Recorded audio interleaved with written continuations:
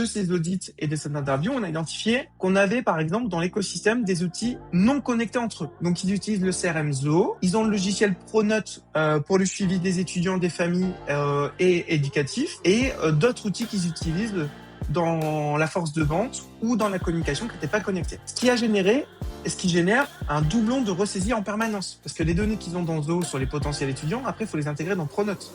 Et après, de Pronote, il faut les intégrer pour les formateurs, pour qu'ils puissent suivre par exemple le trombinoscope des étudiants, etc., etc. Donc, on se retrouvait avec un flux interservice manuel. Donc, les chefs de service et les salariés passaient leur temps à envoyer du papier ou envoyer des emails pour croiser les bases de données. Et on avait une absence justement de bases de données structurées, globalisées, clean, nettoyées, propres, en permanence.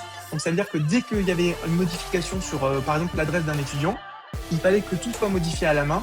Et donc, comment on peut le fluidifier? Donc, c'est ce qu'on appelle le système d'information. Comment la priorité, c'était d'optimiser le SI avant de déployer l'IA. Donc, l'idée de la stratégie SI, IA ensuite, c'était de partir de la base de données et de tout le système d'information et à côté, apporter de l'IA générative pour fluidifier ce flux-là et simplifier la vie des salariés.